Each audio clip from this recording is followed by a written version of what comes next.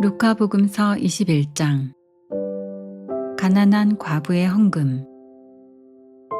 예수님께서 눈을 들어 헌금함에 예물을 넣는 부자들을 보고 계셨다. 그러다가 어떤 빈곤한 과부가 렙돈 2잎을 거기에 넣는 것을 보시고 이르셨다. 내가 참으로 너희에게 말한다. 저 가난한 과부가 다른 모든 사람보다 더 많이 넣었다. 저들은 모두 풍족한 데에서 얼마씩을 예물로 넣었지만 저 과부는 궁핍한 가운데에서 가지고 있던 생활비를 다 넣었기 때문이다. 성전의 파괴를 예고하시다. 몇몇 사람이 성전을 두고 그것이 아름다운 돌과 자원 예물로 꾸며졌다고 이야기하자 예수님께서 이르셨다. 너희가 보고 있는 저것들이 돌 하나도 다른 돌 위에 남아있지 않고 다 허물어질 때가 올 것이다. 재난의 시작. 그들이 예수님께 물었다. 스승님, 그러면 그런 일이 언제 일어나겠습니까? 또 그 일이 벌어지려고 할 때에 어떤 표징이 나타나겠습니까? 예수님께서 이르셨다. 너희는 속는 일이 없도록 조심하여라. 많은 사람이 내 이름으로 와서 내가 그리스도다. 또 때가 가까웠다 하고 말할 것이다. 그들 뒤를 따라가지 마라. 그리고 너희는 전쟁과 반란이 일어났다는 소문을 듣더라도 무서워하지 마라. 그러한 일이 반드시 먼저 벌어지겠지만 그것이 바로 끝은 아니다. 이어서 그들에게 말씀하셨다. 민족과 민족이 맞서 일어나고 나라와 나라가 맞서 일어나며 큰 지진이 발생하고 곳곳에 기근과 전염병이 생길 것이다. 그리고 하늘에서는 무서운 일들과 큰 표징들이 일어날 것이다. 그러나 이 모든 일에 앞서 사람들이 너희에게 손을 대어 박해할 것이다. 너희를 회당과 감옥에 넘기고 내 이름 때문에 너희를 임금들과 총독들 앞으로 끌고 갈 것이다. 이러한 일이 너희에게는 증언할 기회가 될 것이다. 그러나 너희는 명심하여 변론할 말을 미리부터 준비하지 마라. 어떠한 적대자도 맞서거나 반박할 수 없는 언변과 지혜를 내가 너희에게 주겠다. 부모와 형제와 친척과 친구들까지도 너희를 넘겨 더러는 죽이기까지 할 것이다. 그리고 너희는 내 이름 때문에 모든 사람에게 미움을 받을 것이다. 그러나 너희는 머리카락 하나도 잃지 않을 것이다. 너희는 인내로써 생명을 얻어라. 예루살렘의 멸망을 예고하시다.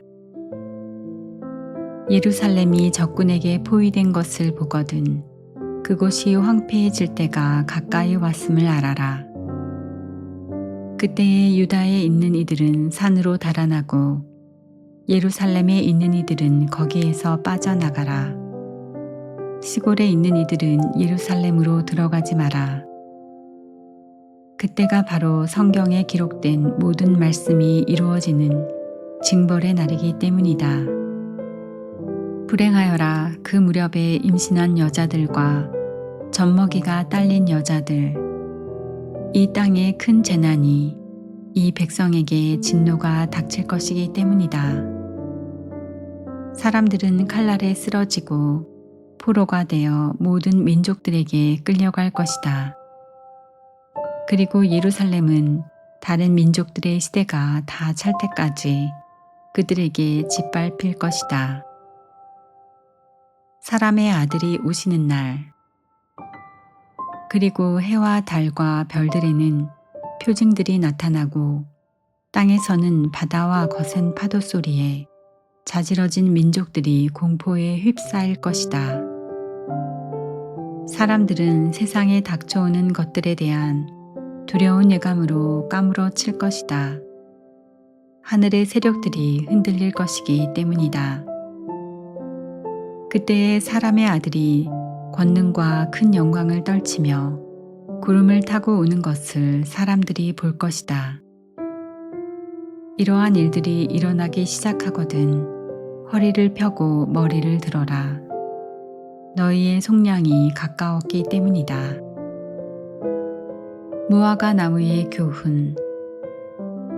예수님께서는 이어서 그들에게 비유 하나를 말씀하셨다.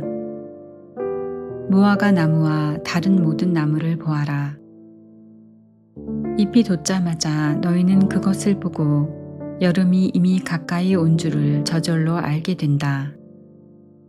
이와 같이 너희도 이러한 일들이 일어나는 것을 보거든 하느님의 나라가 가까이 온 줄 알아라. 내가 진실로 너희에게 말한다. 이 세대가 지나기 전에 모든 일이 일어날 것이다. 하늘과 땅은 사라질지라도 내 말은 결코 사라지지 않을 것이다. 깨어 있어라.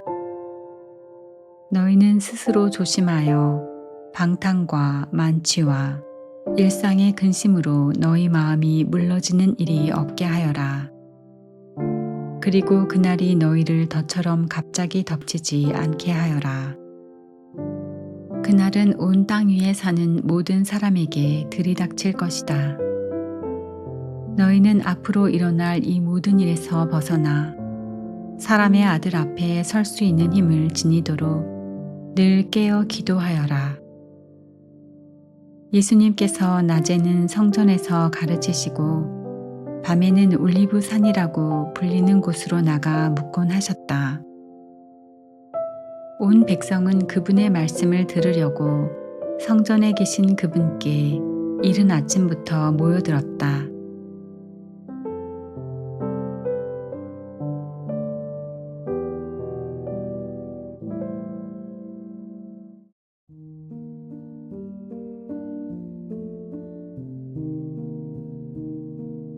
루카 복음서 22장.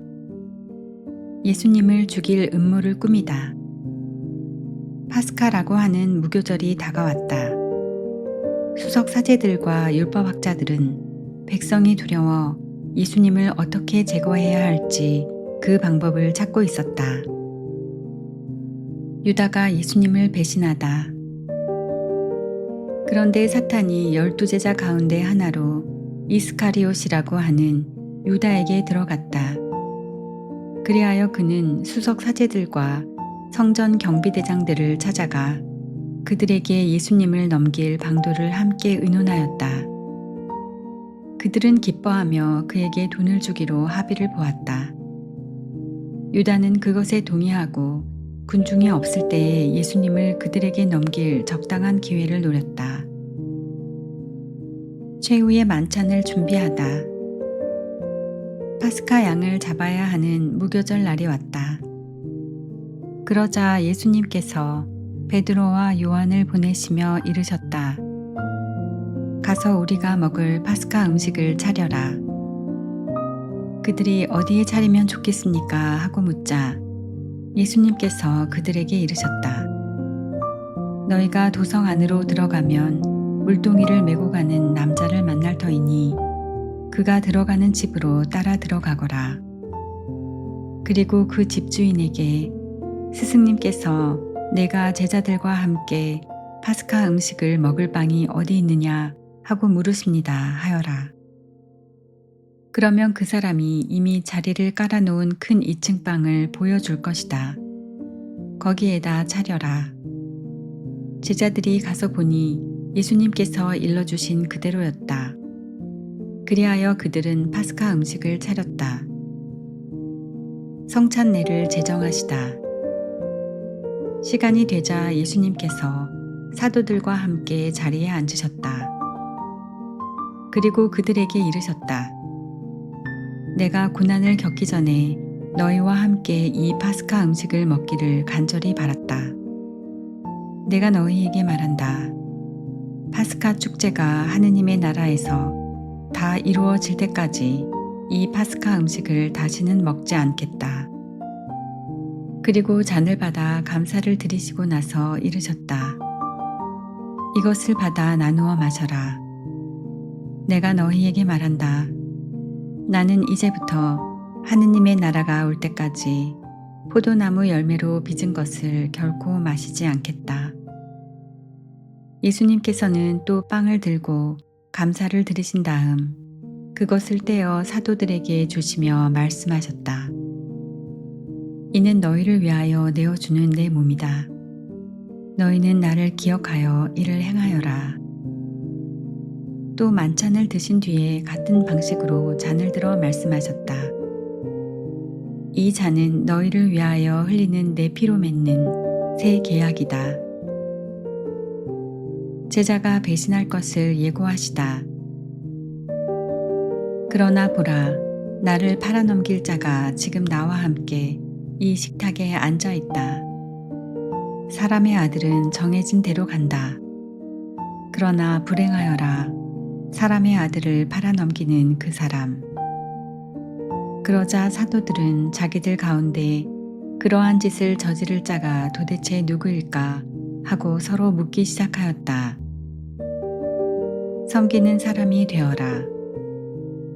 사도들 가운데에서 누구를 가장 높은 사람으로 볼 것이냐는 문제로 말다툼이 벌어졌다. 그러자 예수님께서 그들에게 이르셨다. 민족들을 지배하는 임금들은 백성 위에 군림하고 민족들에게 권세를 부리는 자들은 자신을 은인이라고 부르게 한다. 그러나 너희는 그렇게 해서는 안 된다. 너희 가운데에서 가장 높은 사람은 가장 어린 사람처럼 되어야 하고 지도자는 섬기는 사람처럼 되어야 한다. 누가 더 높으냐? 식탁에 앉은 이냐? 아니면 시중 들며 섬기는 이냐? 식탁에 앉은 이가 아니냐? 그러나 나는 섬기는 사람으로 너희 가운데에 있다. 제자들에게 보상을 약속하시다. 너희는 내가 여러 가지 시련을 겪는 동안에 나와 함께 있어준 사람들이다. 내 아버지께서 나에게 나라를 주신 것처럼 나도 너희에게 나라를 준다. 그리하여 너희는 내 나라에서 내 식탁에 앉아 먹고 마실 것이며 옥좌에 앉아 이스라엘의 12지파를 심판할 것이다. 베드로가 당신을 모른다고 할 것을 예고하시다. 시몬아, 시몬아, 보라, 사탄이 너희를 밀처럼 체질하겠다고 나섰다. 그러나 나는 너의 믿음이 꺼지지 않도록 너를 위하여 기도하였다. 그러니 내가 돌아오거든 내 형제들의 힘을 북돋아 주어라. 베드로가 주님, 저는 주님과 함께라면 감옥에 갈 준비도 되어 있고 죽을 준비도 되어 있습니다 하고 말하였다. 그러자 예수님께서 말씀하셨다. 베드로야, 내가 너에게 말한다. 오늘 닭이 울기 전에 너는 3번이나 나를 모른다고 할 것이다. 결정의 시간이 다가왔다. 예수님께서 사도들에게 내가 너희를 돈주머니도 여행 보따리도 신발도 없이 보냈을 때 너희에게 부족한 것이 있었느냐 하고 물으셨다. 그들이 아무것도 없었습니다 하고 대답하자 예수님께서 그들에게 이르셨다. 그러나 이제는 돈주머니가 있는 사람은 그것을 챙기고 여행 보따리도 그렇게 하여라. 그리고 칼이 없는 이는 겉옷을 팔아서 칼을 사라. 내가 너희에게 말한다. 성경에 기록된 것이 나에게서 이루어져야 한다. 그는 무법자들 가운데 하나로 헤아려졌다는 말씀이다. 과연 나에 관하여 기록된 일이 이루어지려고 한다. 그들이 주님 보십시오. 여기에 칼 2자루가 있습니다 하자 그분께서 그들에게 그것이면 넉넉하다 하고 말씀하셨다. 겟세마니에서 기도하시다. 예수님께서 밖으로 나가시어 늘 하시던 대로 올리브 산으로 가시니 제자들도 그분을 따라갔다. 그곳에 이르러 예수님께서는 제자들에게 유혹에 빠지지 않도록 기도하여라 하고 말씀하셨다.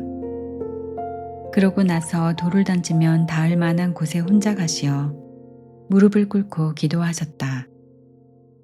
아버지, 아버지께서 원하시면 이 잔을 저에게서 거두어 주십시오. 그러나 제 뜻이 아니라 아버지의 뜻이 이루어지게 하십시오. 그때의 천사가 하늘에서 나타나 그분의 기운을 북돋아 드렸다. 예수님께서 고뇌에 쌓여 더욱 간절히 기도하시니 땀이 핏방울처럼 되어 땅에 떨어졌다. 그리고 기도를 마치고 일어나시어 제자들에게 와서 보시니 그들은 슬픔에 지쳐 잠들어 있었다. 예수님께서 그들에게 이르셨다. 왜 자고 있느냐? 유혹에 빠지지 않도록 일어나 기도하여라. 잡히시다. 예수님께서 아직 말씀하고 계실 때에 한 무리의 사람들이 나타났는데 12 제자 가운데 하나로 유다라고 하는 자가 앞장서서 왔다. 그가 예수님께 입맞추려고 다가오자 예수님께서 그에게 유다야, 너는 입맞춤으로 사람의 아들을 팔아넘기느냐 하고 말씀하셨다. 예수님 둘레에 있던 이들이 사태를 알아차리고 주님, 저희가 칼로 쳐 버릴까요? 하고 말하였다. 그들 가운데 한 사람이 대사제의 종을 쳐서 그의 오른쪽 귀를 잘라버렸다. 그러자 예수님께서 그만두어라 하시고 그 사람의 귀에 손을 대어 고쳐주셨다. 그러고 나서 예수님께서는 당신을 잡으러 온 수석 사제들과 성전 경비대장들과 원로들에게 이르셨다. 너희는 강도라도 잡을 듯이 칼과 몽둥이를 들고 나왔단 말이냐. 내가 날마다 너희와 함께 성전에 있을 때에는 너희가 나에게 손을 뻗치지 않았다. 그러나 이제는 너희 때요 어둠이 권세를 떨칠 때다. 베드로가 예수님을 모른다고 하다. 그들은 예수님을 붙잡아 끌고 대사제의 집으로 데려갔다. 베드로는 멀찍이 떨어져 뒤따라갔다. 사람들이 안뜰 한가운데에 불을 피우고 함께 앉아 있었는데 베드로도 그들 가운데에 끼어 앉았다. 그런데 어떤 하녀가 불가에 앉은 베드로를 보고 그를 주의 깊게 살피면서 말하였다. 이도 저 사람과 함께 있었어요. 그러자 베드로는 이 여자야, 나는 그 사람을 모르네 하고 부인하였다. 얼마 뒤에 다른 사람이 베드로를 보고 당신도 그들과 한패요 하고 말하였다. 그러나 베드로는 이 사람아, 나는 아닐세 하였다. 1시간쯤 지났을 때에 또 다른 사람이 이도 갈릴레아 사람이니까 저 사람과 함께 있었던 게 틀림없소 하고 주장하였다. 베드로는 이 사람아, 나는 자네가 무슨 말을 하는지 모르겠네 하고 말하였다. 그가 이 말을 하는 순간에 닭이 울었다. 그리고 주님께서 몸을 돌려 베드로를 바라보셨다. 베드로는 주님께서 오늘 닭이 울기 전에 너는 나를 3번이나 모른다고 할 것이다 하신 말씀이 생각나서 밖으로 나가 슬피 울었다. 예수님을 조롱하다. 예수님을 지키던 사람들은 그분을 매질하며 조롱하였다. 또 예수님의 눈을 가리고 알아맞혀 보아라. 너를 친 사람이 누구냐? 하고 물었다. 그들은 이 밖에도 예수님을 모독하는 말을 많이 퍼부었다. 최고의회에서 신문을 받으시다. 날이 밝자 백성의 원로단 곧 수석사제들과 율법학자들이 모여 예수님을 최고의회로 끌고 가서 당신이 메시아라면 그렇다고 우리에게 말하시오 하였다. 그러자 예수님께서 그들에게 말씀하셨다. 내가 그렇다고 말하여도 너희는 믿지 않을 것이고 내가 물어보아도 너희는 대답하지 않을 것이다. 이제부터 사람의 아들은 전능하신 하느님의 오른쪽에 앉을 것이다. 그러자 모두 그렇다면 당신이 하느님의 아들이라는 말이요? 하고 물었다. 예수님께서 내가 그러하다고 너희가 말하고 있다 하시자 그들이 말하였다. 이제 우리에게 무슨 증언이 더 필요합니까? 제 입으로 말하는 것을 우리가 직접 들었으니 말입니다.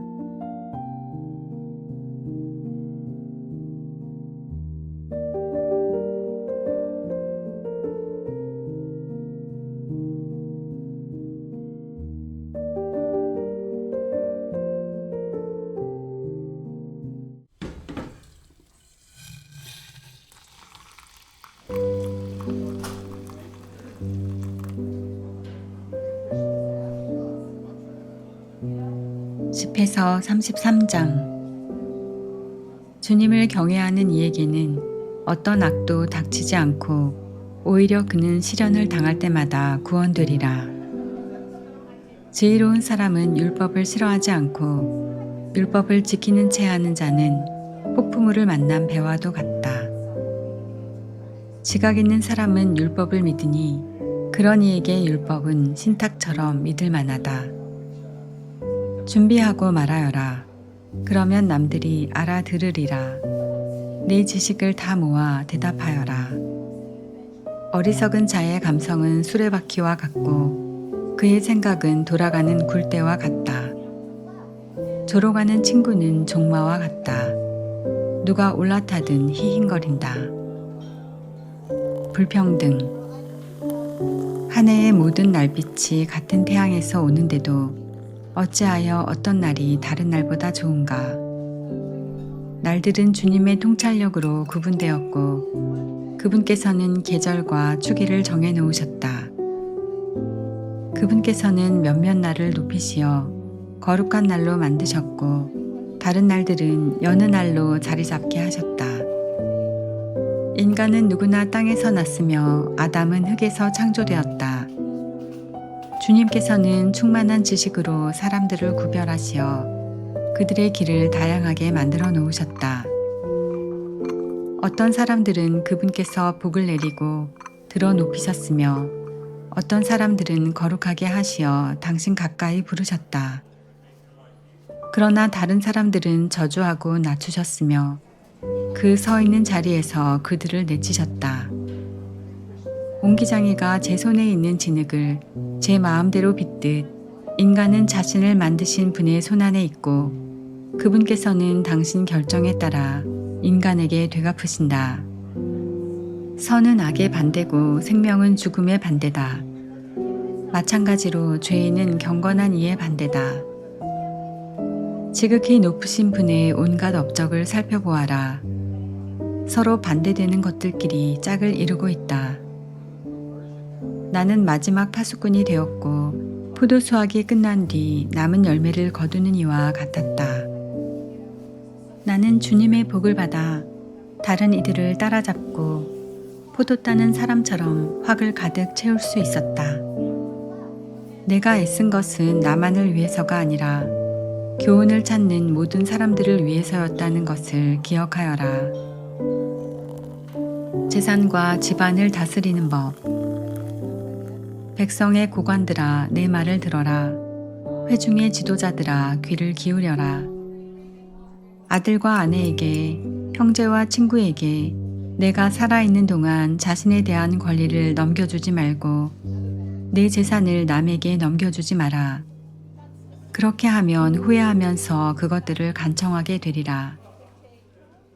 내가 아직 살아 숨쉬는 한 아무와도 내 자리를 바꾸지 마라. 내 아들들의 손을 바라보느니 자녀가 내게 청하는 것이 더 낫기 때문이다. 너는 모든 일에서 뛰어난 사람이 되어라. 내 명예에 흠을 내지 마라. 내 생애의 마지막 날을 맞이하여 죽을 때에 유산을 나누어 주어라. 종. 당나귀에게는 여물과 채찍과 짐이 필요하고 종에게는 빵과 훈육과 일이 필요하다.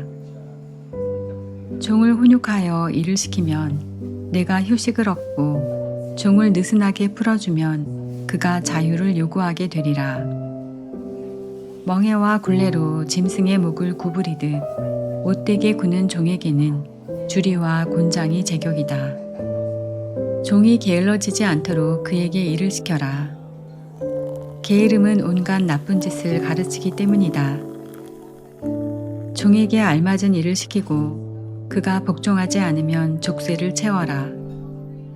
그러나 누구에게도 지나치게 행동하지 말고 올바른 판단 없이 아무 일도 하지 마라.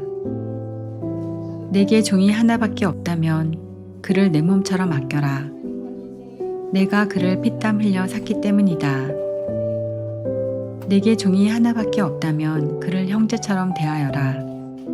내 목숨이 너에게 필요하듯 그가 필요하기 때문이다. 그를 학대하면 가출하여 도망가리라. 그러면 어디 가서 그를 찾아내겠느냐.